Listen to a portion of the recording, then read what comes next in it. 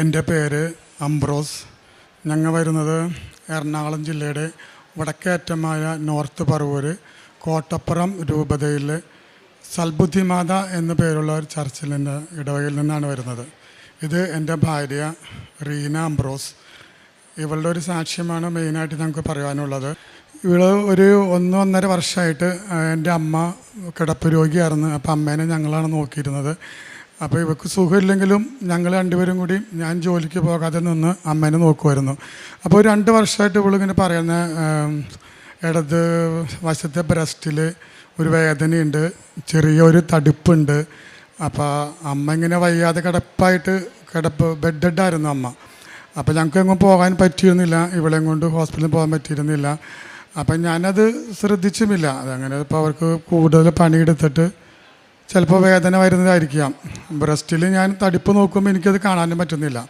അങ്ങനെ അമ്മ ഈ ജൂൺ 10-ാം തീയതി ഞങ്ങളുടെ അമ്മ മരിച്ചു കഴിഞ്ഞപ്പോൾ ആ ദിവസങ്ങളിൽ നല്ലോണം പണിയൊക്കെ എടുത്താരണം അവൾക്ക് 7 കഴിഞ്ഞ് കഴിഞ്ഞപ്പോൾ അവൾക്ക് പിന്നെയും അവിടെ അങ്ങനെ വേദനയുണ്ട്, തടിപ്പുണ്ട്, നമുക്കൊന്ന് ഹോസ്പിറ്റലിൽ പോകാമെന്ന് പറഞ്ഞു. അങ്ങനെ ഞങ്ങൾ രണ്ടുപേരും കൂടി ഹോസ്പിറ്റലിൽ പോയി. ഹോസ്പിറ്റലിൽ ചെന്നപ്പോൾ ഡോക്ടർ പരിശോധിച്ചപ്പോൾ ചെറിയ ഒരു തടിപ്പ് പോലെ കാണുന്നുണ്ട്. അപ്പം നിങ്ങൾ മാമോഗ്രാം ചെയ്യാൻ പറഞ്ഞു. അങ്ങനെ ഞങ്ങൾ അവിടെ നിന്ന് നേരെ ആസ്റ്റർ മെഡിസിറ്റിയിലേക്കാണ് പോയത്. അവിടെ ചെന്ന് മാമോഗ്രാം ചെയ്ത് കഴിഞ്ഞപ്പോൾ അവർ പറഞ്ഞ് അത് ഇത്തിരി പ്രശ്നമായിട്ട് തോന്നുന്നുണ്ട്, അപ്പോൾ അതിൻ്റെ പേരിൽ ബയോപ്സിക്ക് അയക്കണം എന്ന് പറഞ്ഞു. അങ്ങനെ ഞങ്ങൾ ബയോപ്സിക്ക് അയച്ച്. അപ്പം ഞങ്ങൾ ഇവിടെ നിന്ന് വീട്ടിൽ നിന്ന് പോയപ്പോൾ തന്നെ തൈലവും പരത്തി പ്രാർത്ഥിക്കുമായിരുന്നു. അപ്പം ഞാൻ ഇത് 10ാമത്തെ പ്രാവശ്യമാണ് ഉടമ്പടി പുതുക്കിയേക്കണത്. ഇപ്പോൾ ആഗസ്റ്റിൽ 11ാമത്തെ പ്രാവശ്യം ആഗസ്റ്റിൽ പുതുക്കും. വർഷങ്ങളായിട്ട് ഞങ്ങൾ ഉടമ്പടി എല്ലാ വസ്തുക്കളും സ്ഥിരമായിട്ട് ഉപയോഗിക്കുന്നതാണ്. അപ്പോൾ ഞങ്ങൾ ഹോസ്പിറ്റലിൽ പോകുമ്പോഴെല്ലാം ഉടമ്പടി തൈലവും പറ്റിയിട്ടാണ് പോയത്. ബയോപ്സി ചെയ്യാനൊക്കെ പോയതൊക്കെ അങ്ങനെ തന്നെയാണ്. അപ്പോൾ ബയോപ്സി കഴിഞ്ഞിട്ട് 7 ദിവസം കഴിഞ്ഞിട്ട് റിസൾട്ട് കിട്ടുള്ളൂ എന്ന് ആസ്റ്റർ മെഡിസിറ്റി എന്ന് പറഞ്ഞത്. അവിടെ തന്നെ ബയോപ്സി ചെയ്യുമെന്ന് തോന്നുന്നത്. അങ്ങനെ ഞങ്ങൾ പിന്നെ കൂടുതൽ പ്രാർത്ഥനയിലായി. ഇങ്ങനെ ഞങ്ങൾക്ക് ഇത്രയും ദിവസം അങ്ങനെ ഹോസ്പിറ്റലിൽ പോവാതെ ഇരുന്നത്, അമ്മ വയ്യാത്തത് കിടക്കുന്നത്, അമ്മേനെ നോക്കുന്നത് കണ്ടാണ്. അങ്ങനെ പല പ്രശ്നങ്ങൾ കൊണ്ടാണ് മാതാവ് ഒന്നും വരുത്തില്ല എന്ന് എനിക്ക്. കാരണം ഞാൻ ഒത്തിരി വർഷമായിട്ട് മാതാവിൻ്റെ കൂടെ തന്നെ രാവും പകലും പ്രാർത്ഥനയിൽ തന്നെ ജീവിക്കുന്നവരാണ് ഞങ്ങൾ. എപ്പോഴും പ്രാർത്ഥനയും ജപമാല ചൊല്ലൽ, പ്രാർത്ഥന അങ്ങനെ. ഇപ്പോൾ ഞാനും ജോലിക്ക് പോകാത്തത് കൊണ്ട് പ്രത്യേകിച്ചും പ്രാർത്ഥനയിൽ തന്നെ അച്ഛൻ്റെ ടോക്ക് എല്ലാ ദിവസവും കേൾക്കും. രാവിലെ തന്നെ ഞങ്ങൾ ഡെയിലി ബ്രെഡ് കണ്ടാണ് തുടങ്ങുന്നത്. പിന്നെ ഞങ്ങൾ പ്രത്യക്ഷണ പ്രാർത്ഥന ചൊല്ലും. പിന്നെ രാവിലെ ഞാൻ പള്ളിയിൽ പോവും. ഒറ്റ ദിവസം മുടങ്ങാതെ പള്ളിയിൽ പോകുന്ന ആളാണ്. ചില ദിവസങ്ങളിൽ വെള്ളിയാഴ്ചയും ശനിയാഴ്ചയൊക്കെ 2 കുർബാന കൂടും. ഡെയിലി 5:30 6:30 കുർബാനയ്ക്ക് ഞങ്ങളുടെ ഇടവ പള്ളിയിൽ പോവും. അത് കഴിഞ്ഞിട്ട് നോവേനൊക്കെ നടക്കുന്ന വേറെ പള്ളികളുണ്ടെങ്കിൽ അങ്ങനെ പോകാറുണ്ട്. അപ്പോൾ ഞാൻ ശനിയാഴ്ച ഒരു ദിവസം, ശനിയാഴ്ച 4ാമത്തെ ദിവസം ബയോപ്സി കഴിഞ്ഞിട്ട് 7ാമത്തെ ദിവസം തരുമെന്നാണ് അവർ പറഞ്ഞത് റിസൾട്ട്. പക്ഷേ 4ാമത്തെ ദിവസം ഞാൻ രാവിലെ പള്ളിയിൽ പോയി. അത് കഴിഞ്ഞ് ഇവളെയും കൊണ്ട് ഞങ്ങളുടെ അടുത്തുള്ള വേറൊരു നോവേന നടക്കുന്ന ഒരു പള്ളിയുണ്ട്. ആ പള്ളിയിൽ ചെന്ന് ഞാൻ പ്രാർത്ഥിച്ചുകൊണ്ടിരിക്കുമ്പോൾ മാതാവ് എന്നോട് പറഞ്ഞ്, ഇന്നിപ്പോൾ നോവേന കഴിഞ്ഞിട്ട് ചെല്ലുമ്പോൾ തന്നെ ആ ഹോസ്പിറ്റലിലേക്ക് വിളിച്ച് ചോദിച്ചു എന്ന് മനസ്സിലിങ്ങനെ തോന്നിക്കൊണ്ടിരിക്കുകയാണ്. അപ്പോൾ ഞങ്ങളൊരു 12:30-1 മണിയായപ്പോൾ തിരിച്ച് വീട്ടിലെത്തി. ഞാൻ ഇവളോട് പറഞ്ഞില്ല, അങ്ങനെ റിസൾട്ട് വിളിച്ച് ചോദിക്കണമായിരുന്നു. ഇവളോട് പറഞ്ഞില്ല. അതുകൊണ്ട് ഇവളാകെ പേടിച്ചിരിക്കുക.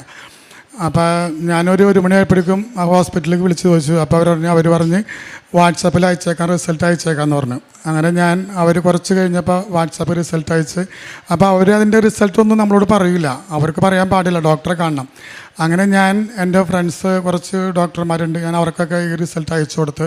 അപ്പോൾ അവർ പറഞ്ഞത് റിസൾട്ടിൽ ഒരു കുഴപ്പമില്ല, ദൈവത്തിൻ്റെ അനുഗ്രഹം കൊണ്ടാണ് അംബ്രോസെ. കാരണം 50 വയസ്സിന് മേലെ ആയ ആളാണ്. അപ്പോൾ ഇങ്ങനെ തടിപ്പൊക്കെ വരുമ്പോൾ എന്തെങ്കിലും പ്രശ്നം ഉണ്ടാകേണ്ടതാണ്. അപ്പോൾ ഞാൻ എടുത്തു ചോദിച്ചു, ഡോക്ടറെ ക്യാൻസറിൻ്റെ വല്ല പ്രശ്നമുണ്ടോ? ഇപ്പോൾ എല്ലായിടത്തും ഈ അസുഖമാണ്. ഇപ്പോൾ സ്വാഭാവികമാണ്, ഇങ്ങനത്തെ അസുഖം എന്ന് പറയുമ്പോൾ സ്വാഭാവികമാണ്. അപ്പം എനിക്ക് ഉറപ്പുണ്ടെങ്കിലും ഇവൾക്ക് ഇവിടെ ഒരു സമാധാനത്തിന് വേണ്ടി ഞാൻ എടുത്തു വെച്ചു, ക്യാൻസറിൻ്റെ വല്ല പ്രശ്നമുണ്ടോ ഡോക്ടർ. അപ്പോൾ അവർ പറഞ്ഞില്ല, ക്യാൻസറിൻ്റെ ഒരു പ്രശ്നവുമില്ല, ഇത് ഫോളോ ചെയ്യണം, തടിപ്പ് അവിടെ ഉണ്ട്, അതും ഓക്കെയാണ്. പക്ഷേ ക്യാൻസറിൻ്റെ പ്രശ്നം ഇപ്പോഴില്ല, നമുക്ക് ഒരു പ്രശ്നത്തിലും പേടിക്കേണ്ട കാര്യമില്ല.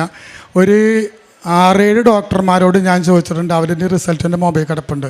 അവർ പറഞ്ഞ എൻ്റെ വോയിസ് മെസ്സേജ് എൻ്റെ ഫോണിലുണ്ട്. ഒരു കുഴപ്പവും ഇല്ലയെന്ന് ഒരേ സ്വരത്തിൽ എല്ലാ ഡോക്ടർമാരും പറഞ്ഞ് ക്യാൻസറിൻ്റെ യാതൊരു പ്രശ്നവും ഇല്ല എന്ന് പറഞ്ഞ്. അടുത്തതായിട്ട് ഞാൻ ഇതിക്ക് മുമ്പ് 2 പ്രാവശ്യം സാക്ഷ്യം പറഞ്ഞേക്കേണ്ടതാണ്. ഇപ്പോൾ ഇത് 3ാമത്തെ പ്രാവശ്യമാണ്. അപ്പോൾ ഇത് 2 പ്രാവശ്യം സാക്ഷ്യം പറയുമ്പോഴും എൻ്റെ ശബ്ദം അടഞ്ഞിരിക്കുന്ന ഒരു ശബ്ദമായിരുന്നു. എന്ന് വെച്ചിട്ടുണ്ടെങ്കിൽ എൻ്റെ തൊണ്ടയിൽ വോക്കൽ കോഡിൽ ഒരു തടിപ്പുണ്ടായിരുന്നു. അപ്പം ഞാൻ അതിന് സാക്ഷിയോടെ പറഞ്ഞതാണ്. അച്ഛൻ്റെ തലക്ക് പിടിച്ച് പ്രാർത്ഥിച്ച് എനിക്ക് ആ ഓപ്പറേഷൻ ചെയ്തപ്പോൾ ഇതുപോലെ തന്നെ ബയോപ്സി കഴിച്ചതായിരുന്നു. അപ്പോഴും ക്യാൻസറിൻ്റെ യാതൊരു പ്രശ്നമില്ല എന്ന് പറഞ്ഞ് ഞാനിവിടെ സാക്ഷ്യം പറഞ്ഞതാണ്. അതല്ല ഇപ്പോൾ പറയുന്നത്. അത് കഴിഞ്ഞിട്ടും പിന്നെയും ഒരു സൈഡിൽ തൊണ്ടയുടെ ഒരു സൈഡിൽ തടിപ്പ് വന്നിട്ടുണ്ടായിരുന്നു. അപ്പോൾ ശബ്ദം അടഞ്ഞിരിക്കുമായിരുന്നു. അപ്പോൾ കഴിഞ്ഞ ഒക്ടോബറിൽ ജപമാല റാലിയിൽ ഞാൻ പങ്കെടുത്തത് 23-ൽ ഞാൻ ജപമാല റാലിയിൽ പങ്കെടുത്തപ്പോൾ എൻ്റെ മോന് ജർമ്മനി പോകാനുള്ള വർക്കുകൾ നടന്നുകൊണ്ടിരിക്കുകയായിരുന്നു. അപ്പോൾ ഞാൻ അമ്മയോട് പ്രാർത്ഥിച്ചായിരുന്നു, അമ്മേ 24-ൽ ഞാൻ ജപമാല റാലിയിൽ പങ്കെടുക്കുന്നത് ഇവൻ ജർമ്മനിക്ക് പോയി എന്നുള്ളതിന് നന്ദിയായിട്ടായിരിക്കണം അമ്മയെന്ന് ഞാൻ ഇവിടെ ഒന്ന് പ്രാർത്ഥിച്ചായിരുന്നു. അപ്പം മാതാവ് നന്ദിയായിട്ട് ഞാൻ ജപമാല റാലിയിൽ പങ്കെടുത്ത 24-ൽ. പക്ഷേ അതിൻ്റെ കൂടെ തന്നെ മാതാവ് എൻ്റെ ശബ്ദത്തിന് യാതൊരു പ്രശ്നമില്ലാതെ അടപ്പവും ഒന്നുമില്ലാതെ ശബ്ദം തെളിഞ്ഞു തന്നു. അത് ഞാൻ അറിഞ്ഞില്ല. ശബ്ദം തെളിഞ്ഞ കാര്യം ഞാൻ കുറേ മാസങ്ങൾ കഴിഞ്ഞപ്പിന്നെയാണ് എനിക്കത് മനസ്സിലായത് തന്നെ. ഒരു ഹോസ്പിറ്റലിൽ ഒന്നുമില്ലാതെ നമ്മുടെ ഉടമ്പടി വസ്തുക്കൾ മാത്രം ഉപയോഗിച്ച് ശബ്ദം എൻ്റെ ശരിയായി. ഞാൻ പറയുന്നത് സത്യമാണെന്ന് കഴിഞ്ഞ 2 പ്രാവശ്യം ഞാൻ സാക്ഷ്യം പറഞ്ഞത് എൻ്റെ മൊബൈലുണ്ട്. ആ ശബ്ദം കേൾക്കുമ്പോഴും ഇപ്പോൾ ഞാൻ ഈ സാക്ഷ്യം പറയണ ശബ്ദം കേൾക്കുമ്പോഴും നിങ്ങൾക്കത് മനസ്സിലാകും ഞാൻ പറഞ്ഞത് സത്യമാണെന്നുള്ളത്. ഇതിനൊക്കെ തെളിവ് തന്നെ എൻ്റെ കയ്യിലുണ്ട്. പിന്നെ അടുത്തതെന്ന് വെച്ചിട്ടുണ്ടെങ്കിൽ ഞാൻ സീരിയലൊക്കെ വർക്ക് ചെയ്യുന്ന ഒരാളാണ്, സീരിയൽ അഭിനയിക്കുന്ന ഒരാളാണ്. അപ്പോൾ അമ്മ കിടപ്പായിരുന്നു ഞാൻ പറഞ്ഞല്ലോ. അപ്പോൾ അമ്മ കിടപ്പായപ്പോൾ ഞാൻ എറണാകുളത്തൊരു ഷോറൂമിൽ വർക്ക് ചെയ്യുന്ന ഒരാളായിരുന്നു. അപ്പോൾ എൻ്റെ മകൻ ഒക്ടോബർ 7-ാം തീയതി പോയി. അത് കഴിഞ്ഞ് പിന്നെ ഞാൻ ജോലിക്ക് പോകാതെ അമ്മയെ ഞാനും ഇവളും കൂടിയാണ് അമ്മേനെ നോക്കിയിരുന്നത്.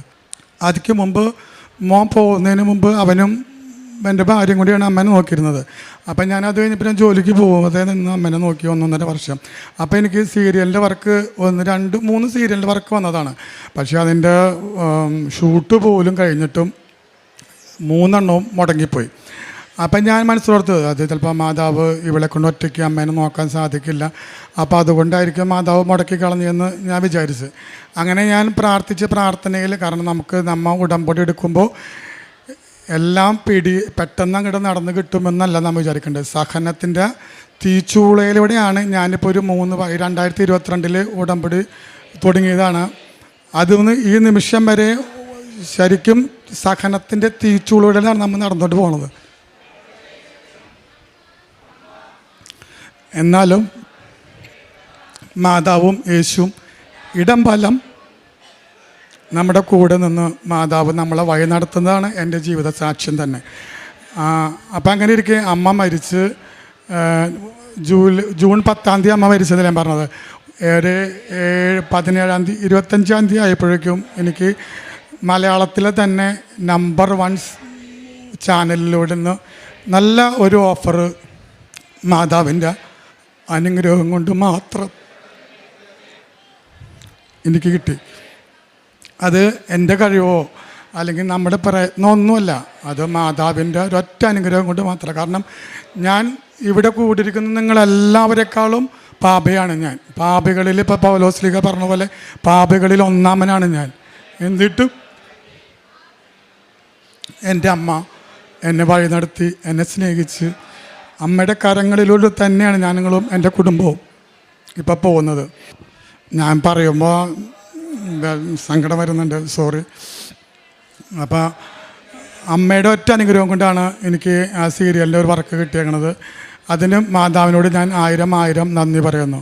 പിന്നെ എൻ്റെ കാരുണ്യ പ്രവർത്തികളെന്ന് പറഞ്ഞാൽ ഞാൻ ഒത്തിരി വർഷങ്ങളായി ഞാൻ ഉടമ്പടി എടുത്തതിന് ശേഷമാണ് കേട്ടോ നമ്മൾ പാവപ്പെട്ടവരെ സഹായിക്കാനും വൃദ്ധസദനം സന്ദർശിക്കാനും.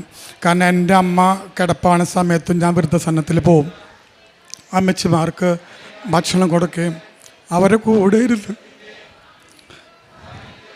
എൻ്റെ അമ്മേനെ നോക്കണ പോലെ തന്നെ ഞാൻ അവരെ നോക്കി, അവരെ ശുശ്രൂഷിച്ച് അവർക്ക് ഭക്ഷണം ഉണ്ടാക്കി കൊടുത്ത്, പിന്നെ എൻ്റെ അമ്മയ്ക്ക് ഡയപ്പർ മേടിക്കുമ്പോൾ അവർക്കും ഞാൻ മേടിച്ചിട്ട് കൊടുക്കും. പിന്നെ ഞാൻ അനാഥ മന്ദിരങ്ങൾ, അനാഥ പിള്ളേരെ കുറച്ച് പേര് ഞങ്ങളുടെ അടുത്ത് തന്നെയുണ്ട്, അവരെ ഹെൽപ്പ് ചെയ്യും. പിന്നെ ഞങ്ങളുടെ ആ ഏരിയയിലുള്ള ഒട്ടുമിക്ക രോഗികളായ അമ്മച്ചിമാരെയും അപ്പച്ചന്മാരെയൊക്കെ ഞാൻ സന്ദർശിക്കും. എന്നാൽ കഴിയുന്ന വിധം ഞങ്ങൾ അവരെ നോക്കുമായിരുന്നു, അവർക്ക് സഹായം ചെയ്യും. അവിടെ പോയി ഇപ്പം അമ്മച്ചിമാരൊക്കെ ആണെങ്കിൽ തമാശയൊക്കെ പറഞ്ഞ് ഞങ്ങളുടെ അമ്മേനെ ഞാനൊക്കെ നോക്കിയിരുന്നത് ഒരു തമാശയൊക്കെ പറഞ്ഞ് മിമിക്രിയൊക്കെ കാണിച്ചിട്ടൊക്കെയാണ് ഞാൻ അമ്മേനെ നോക്കിയിരുന്നത്. അങ്ങനെയൊക്കെ ഞാൻ നോക്കി. അതുപോലെ തന്നെ മറ്റുള്ള അമ്മച്ചിമാരെയും അങ്ങനെ തന്നെ ഞാൻ ചെയ്യുമായിരുന്നു. പ്രേക്ഷിത പ്രവർത്തനം എന്ന് പറഞ്ഞിട്ടുണ്ടെങ്കിൽ ഞാൻ എല്ലാ മാസവും ഇവിടെ വരുമായിരുന്നു. എല്ലാ മാസവും ഞാനിവിടെ വരും, 2 വീലറിന് വരും. വന്ന് ഞാൻ പത്രം വാങ്ങിച്ചുകൊണ്ട് പോകും. നേർച്ച വസ്തുക്കളൊക്കെ ഞാൻ രോഗികളെ സന്ദർശിക്കാൻ പോകുമ്പോൾ അവർക്കൊക്കെ ഞാൻ വാങ്ങിച്ചുകൊണ്ട് കൊടുക്കും. 5-10 വെച്ച് ഞാൻ എപ്പോഴും വരുമ്പോഴും പത്രവും അതുപോലെ തന്നെ നേർച്ച വസ്തുക്കളും വാങ്ങിക്കൊണ്ട് ഞാൻ രോഗികളായവർക്ക് കൊടുക്കും.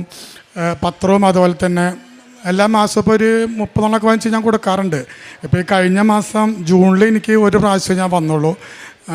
കൂടുതൽ വന്ന് നടന്നോണയായിരിക്കും. കാരണം അമ്മ 10-ാം തീയതി മരിച്ചു കഴിഞ്ഞാൽ പിന്നെ 7 മറ്റുള്ള കാര്യങ്ങളെ കൊണ്ട് എനിക്കൊരു പ്രാവശ്യം വരാനേ പറ്റുള്ളൂ.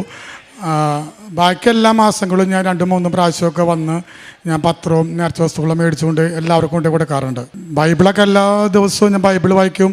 അച്ഛൻ്റെ ടോക്ക് എല്ലാ ദിവസവും കേൾക്കും. എല്ലാ ദിവസവും ഓരോ ദിവസം അതായത് ഡെയിലി ബ്രെഡ് മാത്രമല്ല, ഡെയിലി അച്ഛൻ്റെ ടോക്കുകൾ ഉണ്ടാവാറുണ്ട്. പഴയ ടോക്കുകളൊക്കെ വീണ്ടും വീണ്ടും വരും. ചൊവ്വാഴ്ച ദിവസങ്ങളിലെ ടോക്ക് മാത്രമല്ല, അല്ലാതെ തന്നെ എല്ലാ ദിവസവും കേൾക്കും. ഞങ്ങളെപ്പോഴും സാക്ഷ്യങ്ങളും എല്ലാം കേട്ട് ഡെയിലി ബ്രെഡ് ഞാനൊരു 50-60 പേർക്ക് ഡെയിലി വെച്ച് ഡെയിലി ബ്രെഡ് അയച്ചു കൊടുക്കാറുണ്ട്. എൻ്റെ വാട്സാപ്പിൽ ഞാൻ അയച്ചു കൊടുക്കാറുണ്ട് ഡെയിലി ബ്രെഡ്. പിന്നെ എനിക്ക് മനസ്സിന് കൂടുതൽ ഇഷ്ടപ്പെടുന്ന സാക്ഷ്യങ്ങൾ ഞാൻ അയച്ചു കൊടുക്കും. നമ്മൾ വെറുതെ അയച്ചു കൊടുത്താൽ ഇപ്പോൾ അവർ കണ്ടെന്ന് വരില്ല. അപ്പം നമുക്ക് പ്രത്യേകത എനിക്ക് തോന്നുന്ന സാക്ഷ്യങ്ങളൊക്കെ ഞാൻ അയച്ചു കൊടുക്കാറുണ്ട്.